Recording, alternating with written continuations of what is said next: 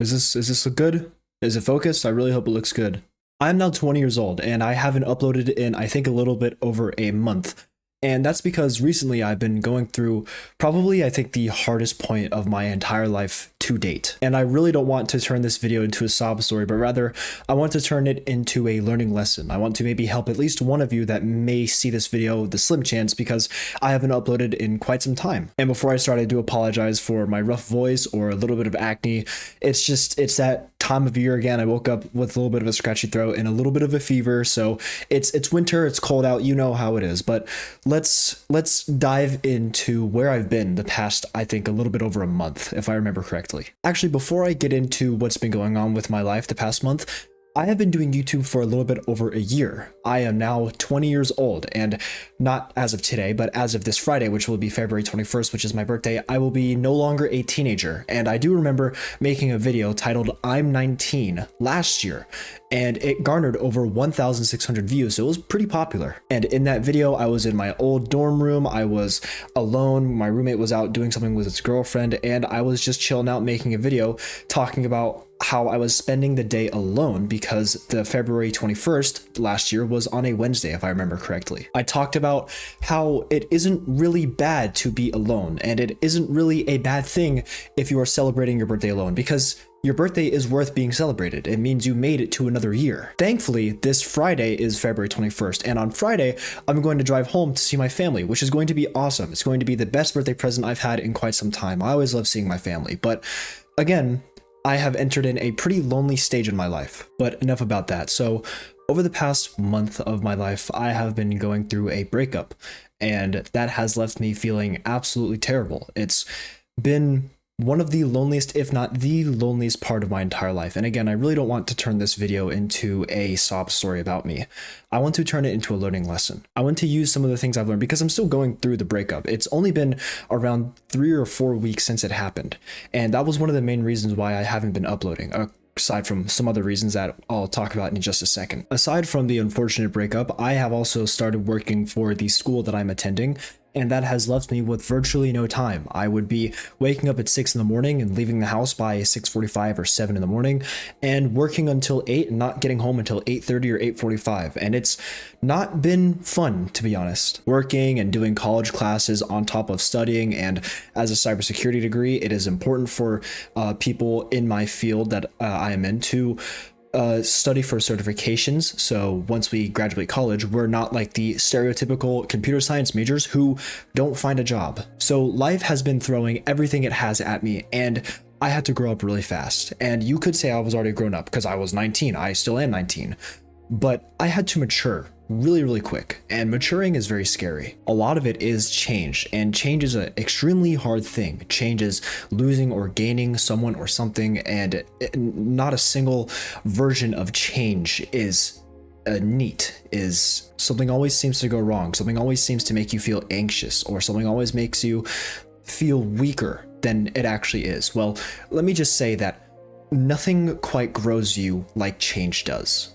Nothing grows you, nothing matures you, nothing turns you into the person you are destined or who you need to be. Nothing does that quite like change, because change is hard, change hurts, but again, nothing worth having comes easy. Nothing worth having is going to make you feel good while having it, if that makes sense. Now that I'm basically 20 years old, I'm practically reaching UNC status, so I have quite a bit of wisdom to share with you today. But the main part of wisdom will be the fact that people, I go on social media quite a lot, right? I still managed to find time in my really busy schedule to go on social media, go on TikTok, Instagram, yada yada. You've heard the story a million times, especially from me.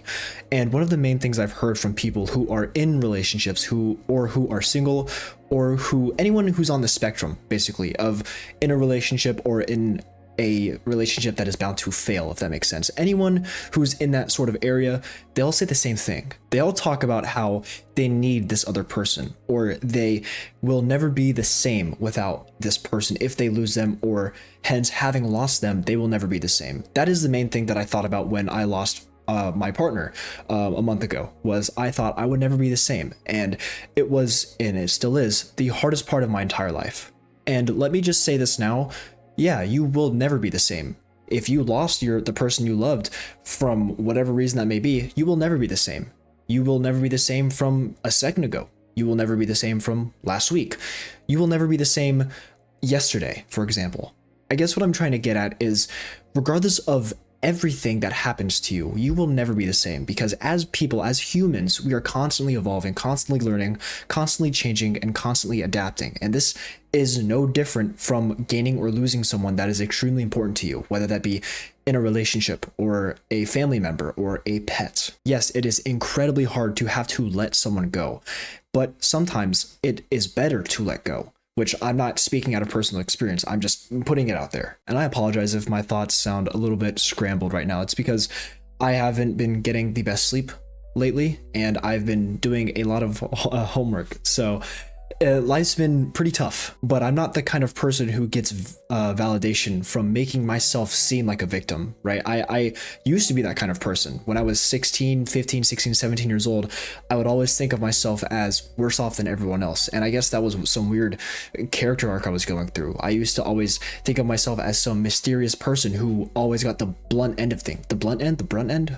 I never knew. Back in high school, I always thought of myself as the person who would get the short end of the stick in every scenario, and I victimized myself because of it, and I can confidently say I've grown from that. Another thing I want to talk about is love. Love is, and I don't mean to get, like all like crying or all passionate or all emotional or all sentimental, I guess, but love is one of the hardest I think it is, in my opinion, the hardest emotion to encapsulate in words. It is the most volatile emotion. It is such a fleeting moment, like motivation. Like I said, it is a very fleeting moment that sometimes is there and sometimes is not. And it is, in my opinion, the most human emotion. Yes, we see plenty of wildlife love their children. We see plenty of wildlife love their mates, like birds eating a little worm and chewing it and spitting it into the little baby bird's mouth.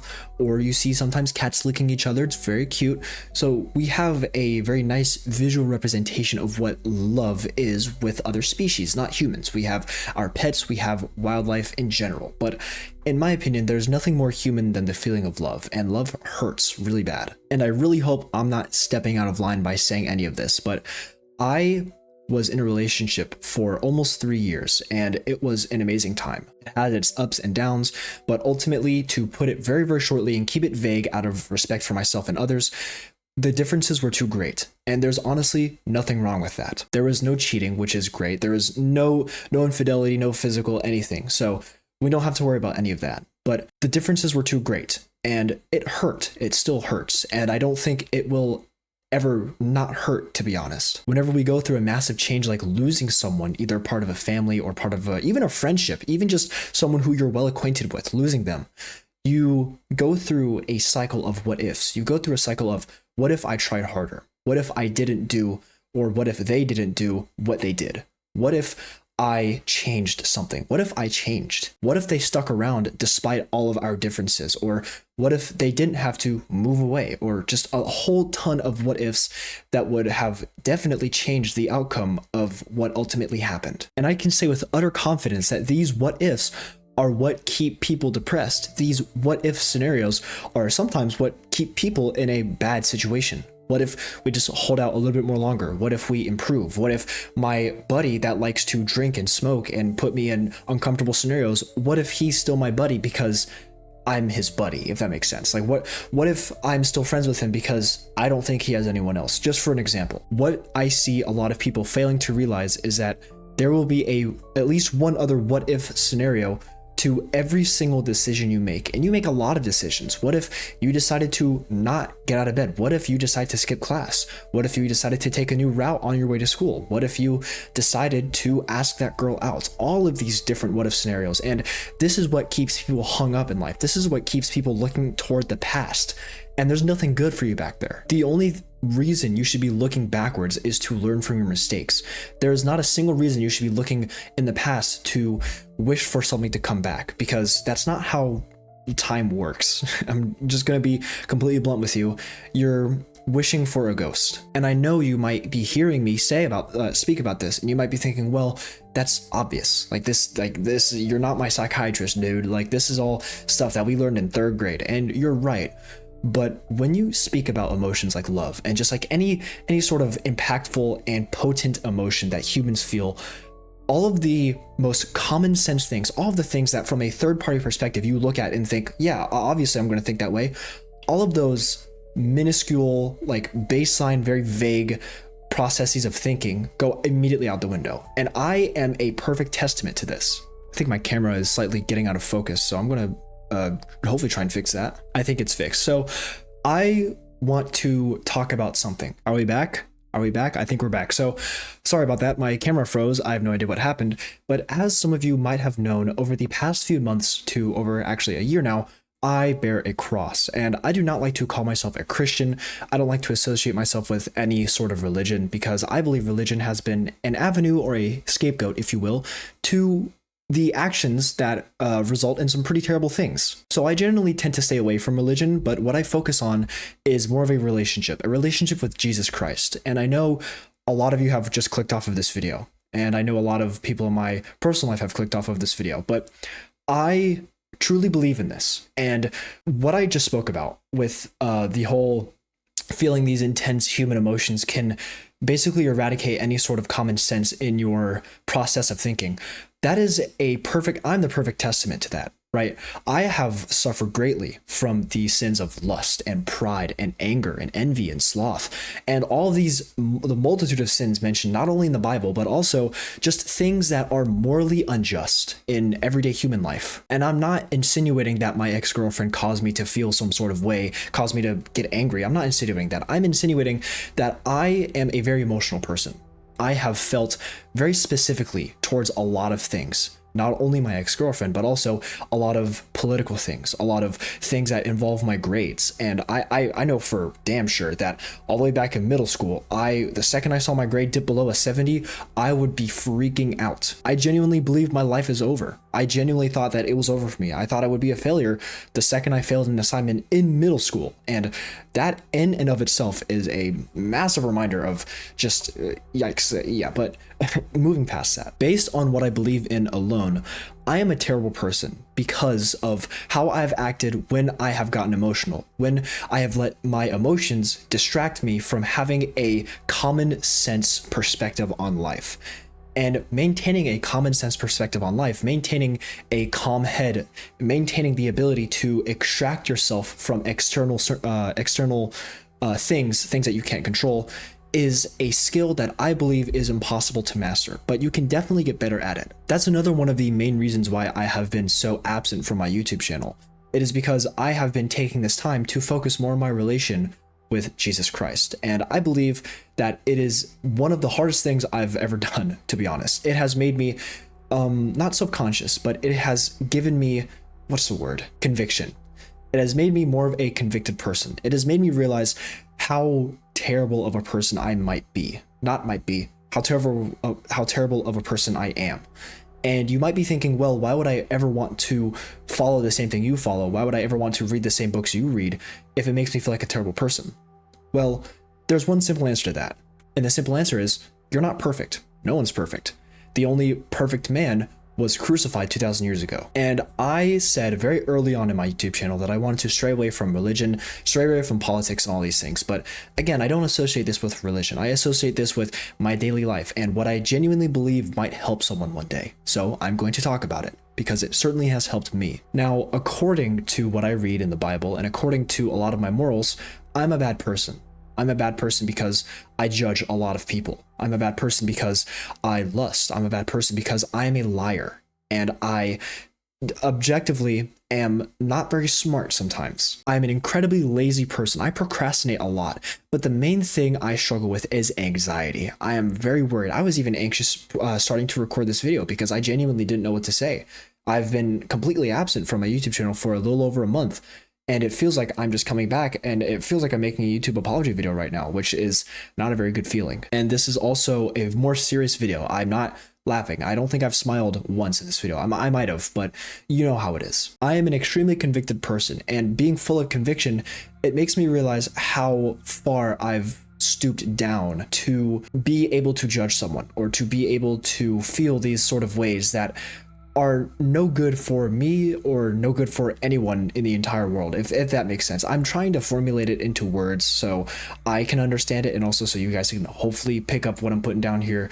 But because I believe in Jesus and because I think of myself as a morally just person relatively, I don't think I'm a very good person. And this has been a belief that has been building upon itself over years. I have been praying for years, not praying specifically to God for years, which is a little weird, and that's a different side tangent entirely, but I have been realizing how bad of a person I am for years. And a lot of people, especially my family, will go up to me if I told them this and say, well, you're a great person. And I'm not saying this out of pride. I'm not saying this to flex, but I believe that a lot of my family members would look at me in the eyes and tell me you're not a bad person. And first of all, I appreciate it if any family members are watching, but I must say that I have lied before. I have lusted before. I have judged before. I've said a curse word before. I have lied. I have lied, but I have been extremely lazy before. I have worried before, and all of these things are not good things. All of these things separate me from the person who I need to be. All of these things, if you believe in Jesus, all these things separate me from Jesus, and none of those are good things. So why am I talking all about Jesus? Why am I talking about all of these things? It's because this is my YouTube channel and this is my YouTube video, and I want to maybe help someone. But what people don't realize is that through conviction, you are turned into a better person. And I'm not saying conviction just because of what I believe in. I'm saying conviction because conviction is sometimes what you need to improve. And that's where a lot of people in my personal life don't understand where I'm coming from. I might joke and say, oh, I hate myself, or I might joke and say, oh, I'm a terrible person. But I do genuinely despise certain parts of myself. I think certain parts of myself deserve to be cut out from me. And not physically, but like mentally, emotionally. I think a lot of me is bad. A lot of me is not very good. And I have realized this through religion. I've realized this through a lot of time alone, which I have been unfortunately and unwillingly having to deal with this past month. I have spent countless hours alone.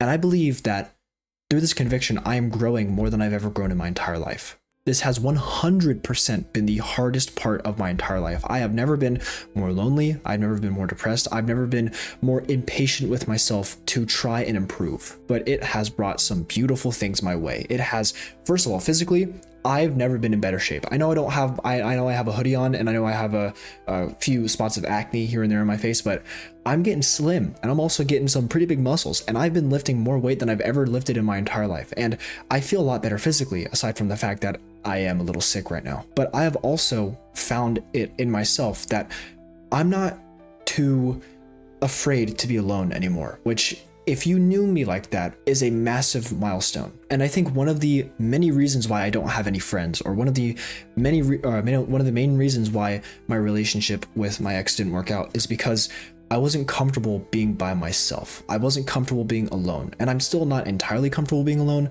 but back then, I wasn't fully able to accept me when it was just me. I wasn't really able to look at myself in the mirror and look at something and be proud of it. I wasn't really able to look at myself in the mirror and smile back at myself, which is not a good thing. So how does conviction tie into all of this? Well, conviction, first of all, sets the groundwork. Being convicted of, well, not being convicted, like having conviction upon yourself, realizing that you are not a good person and that you are a sinner by whatever terms you may define that word as, realizing that you are lazy and you will take responsibility for your actions, for your shortcomings.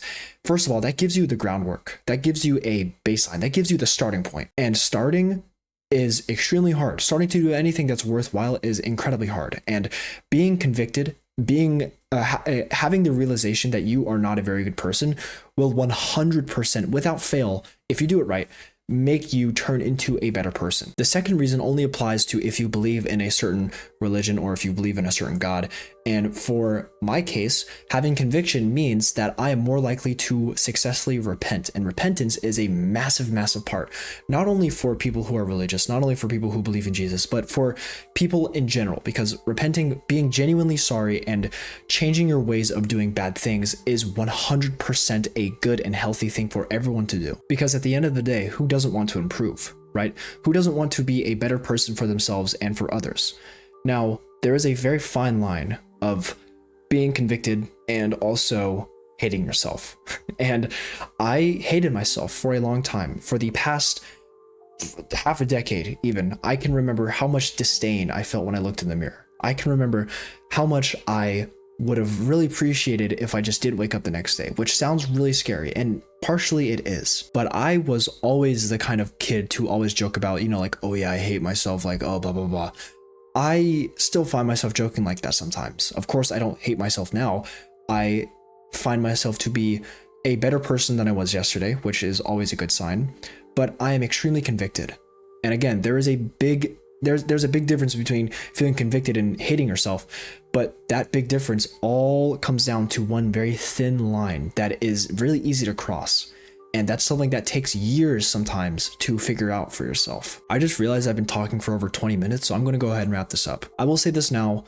I do not see myself in the foreseeable future, at least, being able to record many videos. I think maybe at least once a week, probably not even that, because I have a lot of stuff coming my way. I have a lot of hard classes right now. And again, I don't mean to make this a sob story. I don't mean to make excuses for myself, but I have a job now. I'm working a lot. I have school and I'm studying a lot.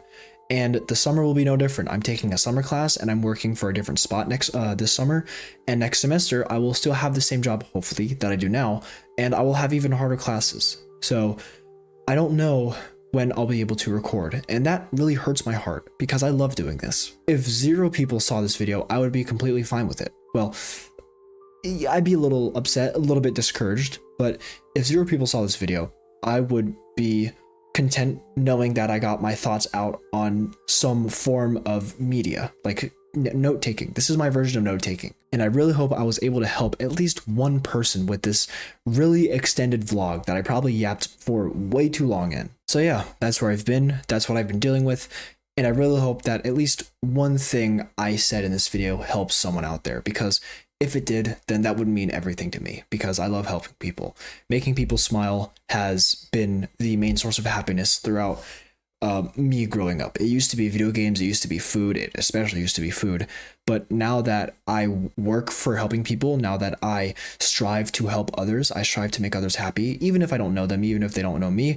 Giving a compliment, seeing someone's day be brightened up by me especially, makes me happy beyond words. So I really hope at least one person was able to smile today because of me. And as always, stay safe.